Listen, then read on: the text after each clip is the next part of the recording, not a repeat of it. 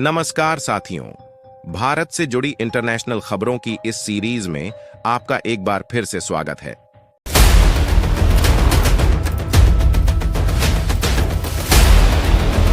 Veto छोड़ो, RIC हुआ active. United nation की सबसे बड़ी महाशक्तियां आरआईसी में भारत के साथ उतरी। यूनाइटेड नेशन की पावर खत्म। भारत ने चली ऐसी चाल की यूनाइटेड नेशन में हुआ बड़ा उलटफेर। अब आया चीन का होश ठिकाने, भारत के कदमों पर आ गिरा। दोस्तों, इस समय यूनाइटेड नेशन में भारत की वीटो पावर को लेकर के पूरी दुनिया में बवंडर मचना शुरू हो चुका है। और अभी हाल ही में कुछ ऐसी घटनाएं घटित हुई हैं जिसकी वजह से यह चर्चा और जोरों शोरों से दुनिया में फैल रही है। दरअसल भारत ने यूनाइटेड नेशन में ऐसी कुछ चली हैं, कुछ ऐसा खेल खेला है जिसकी वजह से जो भारत के विरोधी देश है, जिनकी यूनाइटेड नेशन में दादागिरी चलती है, उनके होश को भारत ने इस तरह ठिकाने लगा दिया है कि वह भी भारत के समर्थन में उतर पड़े हैं।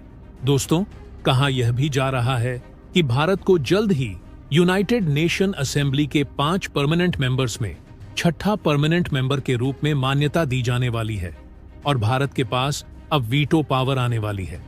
लेकिन दोस्तों, यह तो कुछ नहीं है।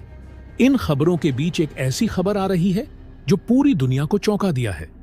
चौंकाने वाली बात इसलिए है क्योंकि इस खबर ने एक बार फिर से चीन, भारत और रूस को एक ही कटघरे में लाकर खड़ा कर दिया है। यानी कहने का मतलब, फिर से यह देश एकजुट होने वाले हैं। दोस्तों, इस खबर को सुनने के बाद आपको विश्वास नहीं हो रहा होगा। यह सारी बातें आपके सिर के ऊपर निकल गई होंगी। आप लोग सोच रहे होंगे कि भारत के साथ वह भी चीन। लेकिन दोस्तों, यकीन मानिए, वास्तव में ऐसा हो चुका है। दरअसल आरआईसी समूह देश एक बार फिर से दुनिया भर की सबसे बड़ी महाशक्तियों के रूप में अपनी ताकत को यूरेशिया में शिफ्ट करने जा रहे हैं। यानी कि अब जो ताकत है वो यूनाइटेड नेशन के हाथों नहीं, बल्कि यूरेशिया में जो ताकत शिफ्ट हो रही है उसका पूरा का पूरा कंट्रोल भारत के हाथ में होगा। दोस्तों, आपको बता दें, यूनाइटेड नेशन के महासचिव एंटोनियो गुटेरेस ने जो बात कही थी भारत को लेकर के, वह बात एक बार फिर से सच साबित होती हुई नजर आ रही है। वहीं दूसरी ओर एस जयशंकर ने यूनाइटेड नेशन में ऐसी दहाड़ लगाते हुए सबको सबक सिखाया था कि अगर भारत को यूनाइटेड नेशन में परमानेंट सदस्यता नहीं मिलती है तो यह कहीं ना कहीं यूनाइटेड नेशन की खुद की कमी है। सिर्फ इतना ही कहने के बाद पूरे यूनाइटेड नेशन में आग लग गई थी। चीन के होश उड़ गए थे। वहीं संयुक्त राष्ट्र महासभा के अध्यक्ष डेनिस फ्रांसिस ने भारत को लेकर बहुत बड़ा ऐलान कर दिया है।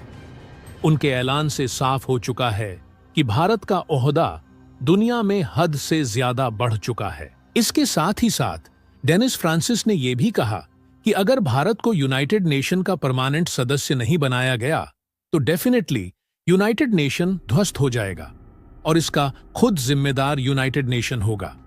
अपनी स्पीच को खत्म करते करते चीन को बड़ी वार्निंग भी दिया। अब यहां पर सबसे बड़ा सवाल यह उठता है कि आखिर आरआईसी समूह है क्या? क्या आरआईसी समूह यूनाइटेड नेशन के अस्तित्व को खत्म कर देगा? आखिर आरआईसी एक्टिव होने से भारत को क्या क्या फायदा होने वाला है? तो दोस्तों, पूरी खबर क्या है जानेंगे इस वीडियो में। लेकिन उससे पहले भारत के इस कामयाबी के लिए इस वीडियो पर एक लाइक तो बनता है। फटाफट वीडियो को लाइक कर दीजिए। दरअसल दोस्तों, यूएनएससी में भारत के परमानेंट मेंबरशिप को लेकर के जो बात निकलकर सामने आ रही है उसको आपने सुनी होगी। किस तरह से वीटो को लेकर के अमेरिका सहित दुनिया के कई देश जोर लगा रहे हैं कि भारत को परमानेंट मेंबर्स यूनाइटेड नेशन में बना दिया जाए और भारत को वीटो पावर दे दिया जाए। लेकिन अब इन सभी खबरों के बीच आरआईसी समूह एक्टिव हो चुका है। दरअसल आरआईसी समूह कुछ और नहीं बल्कि रूस, इंडिया और चीन का एक त्रिगुट सम्मेलन है और यह समूह एक बार फिर सुर्खियां बटोर रहा है। आखिर क्या है इसके पीछे की वजह बता देते हैं। दरअसल रिसेंटली सितंबर में 11-12 तारीख के बीच में जब भारत के national security adviser Ajit Doval ji रूस की यात्रा पर गए थे तो उन्होंने उस वक्त राष्ट्रपति व्लादिमीर पुतिन से मुलाकात की थी। मुलाकात के साथ ही भारत और रूस के रिश्तों को लेकर के बेहतर बात हुई थी। लेकिन अचानक से एक दिन बाद ही वहां चीन के विदेश मंत्री वांग यी पहुंचते हैं, जिसके बाद से यह बात 3 गुटों में शामिल हो जाती है। यानी कि इसके बाद बैठक अजीत डोभाल, राष्ट्रपति व्लादिमीर पुतिन और चीन के विदेश मंत्री वांग यी के बीच हुई। और इन तीनों देशों के बीच हुई मीटिंग के दौरान जो बड़े बड़े डिसीजन लिए गए, उसके बाद जो खबर अब सामने निकल कर आ रही है, उसको देखने के बाद अमेरिका के पैरों तले जमीन खिसक गई है। दरअसल हुआ यह कि भारत और चीन के बीच लंबे अरसे से जो कई विवाद चल रहे थे, दोनों देशों के बीच जो कई परेशानियां थीं, उनमें से 80% परेशानियों को इस मीटिंग के दौरान सॉल्व किया गया। और इतना ही नहीं, इसमें व्लादिमीर पुतिन ने एक मीडिएटर का काम किया।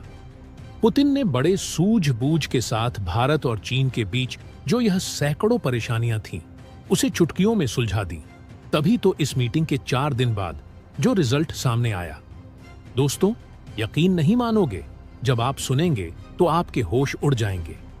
दरअसल भारत और चीन के बीच जो सीमावर्ती क्षेत्र है, वहां पर जो चीन अपनी सेना को लगातार आगे बढ़ा रहा था, अब वह पीछे कर लिया है।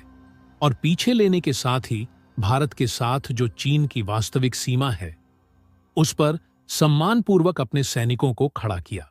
यानी कि एक बार फिर उन्होंने यह साबित किया कि अब भारत और चीन फिर से भाई भाई बनने वाली कंडीशन में है। हालांकि यहां पर कोई किसी का मित्र या कोई किसी का शत्रु नहीं होता है, क्योंकि फॉरेन पॉलिसी होती ही ऐसी है और ऐसा ही कुछ होता हुआ दिखाई दे रहा है। चीन बेहतर समझ चुका है कि भारत आगे आने वाले समय में उससे भी आगे निकलने वाला है, और ऐसे में भारत के साथ दुश्मनी कहीं ना कहीं चीन को भारी पड़ सकती है, क्योंकि भारत रूस का सबसे करीबी है। और अगर भारत और चीन में से किसी एक को रूस को चुनना पड़े तो रूस हमेशा भारत को ही चुनेगा। और इतना ही नहीं, दुनिया के कई देश, यहां तक कि साउथ ईस्ट एशिया के जो भी देश हैं, वह चीन पर नहीं बल्कि भारत पर आंख मूंद कर भरोसा करते हैं। इसके अलावा भारत की ताकत और अर्थव्यवस्था की भी सराहना करते हैं, और यह देश पूरी तरह से यह जानते हैं कि भारत को किस ओहदे पर रखना है। और इसलिए वह देश जो अब तक चीन से नाराजगी जताते आए हुए हैं, वह हमेशा भारत के साथ क्लोज रिलेशन बनाने के लिए हर समय तत्पर खड़े रहते हैं। और यही चिंता अब अमेरिका और दुनिया के तमाम देशों को, जो यूनाइटेड नेशन के मेंबर हैं, उन्हें सता रही है। दोस्तों जरा आप ही सोचकर देखिए, अगर अमेरिका को साइड कर दिया जाए तो दुनिया में सिर्फ 3 ही ताकतें बचेगी, रूस, चीन और भारत। और अगर इन तीनों शक्तियों का एक समूह बन जाता है, जिसे RIC कहा जा रहा है, तो दोस्तों कहीं ना कहीं अमेरिका इन शक्तियों के आगे टिक नहीं पाएगा। और यह तीनों शक्तियां यूरेशिया में शिफ्ट होने जा रही हैं। यूरेशिया का मतलब यूरोप, एशिया दोनों का मिला हुआ भाग। यूरोप में अगर माने तो रूस, चीन, और यहां एशिया की तरफ भारत और चीन दोनों का। यानी कि आप समझ सकते हैं कि इन तीनों के मिलने की वजह से पूरी की पूरी जियोपॉलिटिक्स शिफ्ट हो जाएगी। और इसी वजह से दुनिया के कई देशों ने, यहां तक कि यूनाइटेड नेशन के खुद जो सबसे अहम लोग हैं, यहां तक कि महासचिव एंटोनियो गुटेरेस ने इस बात को लेकर के साफ किया था कि भारत चाहे तो अगले चंद 1 सालों में दुनिया से सबसे बड़ा संगठन तैयार कर सकता है। और यही नहीं, भारत दुनिया के कई बड़े देशों का संगठन बना सकता है। और अगर भारत को यूनाइटेड नेशन में जगह नहीं दी जाती है स्थायी मेंबर के तौर, तो आगे आने वाले कुछ 1 सालों के अंदर ही यूनाइटेड नेशन का अस्तित्व अपने आप ही समाप्त हो जाएगा।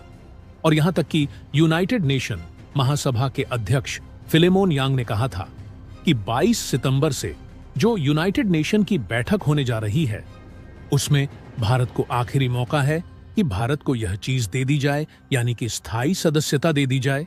क्योंकि अगर ऐसा नहीं किया जाता है तो भारत अपने दम पर, जैसा कि आप समझ सकते हैं कि PM मोदी के आने से भारत की ताकत कितने गुना बढ़ चुकी है, दुनिया भर में PM मोदी का डंका बजता है। एक बार फिर से भारत विश्व गुरु के तौर पर आगे बढ़ रहा है, चाहे अर्थव्यवस्था में हो या फिर भारत की सामरिक शक्ति को ले ले। किसी भी चीज में भारत अब पीछे नहीं है। इतना ही नहीं, भारत ने रक्षा क्षेत्र में भी अपना अहम रोल निभा रहा है। भारत के हथियार आर्मेनिया और अरब जैसे देशों एक्सपोर्ट हो रहे हैं। यानी भारत ग्लोबल मार्केट में अपना दबदबा कायम किए हुए है। इसके साथ ही भारत दुनिया की वैश्विक शक्तियों में आगे बढ़ रहा है और फिलेमोन यांग ने यह भी कहा कि अगर भारत को इसमें सदस्यता नहीं दी जाती है तो वास्तव में यह किसी और का नहीं बल्कि यूनाइटेड नेशन का खराब भविष्य होगा। और इतना ही नहीं, भारत को यहां सदस्यता नहीं देने का हमारे पास कोई एक कारण भी नहीं है। तो दोस्तों, अब आप समझ सकते हैं कि किस तरह से अब पूरी ताकतें शिफ्ट हो रही हैं यूरेशिया में और आरआईसी ने अपना अहम तिगड़म शुरू कर दिया है। अब आप समझ सकते हैं कि आरआईसी कितना ज्यादा अहम होने जा रहा है भारत के लिए। तो दोस्तों, क्या आगे आने वाले समय में आरआईसी यूनाइटेड नेशन से बेहतर काम करेगा? कमेंट्स बॉक्स में जरूर बताइएगा। तो दोस्तों, जय हिंद, जय भारत।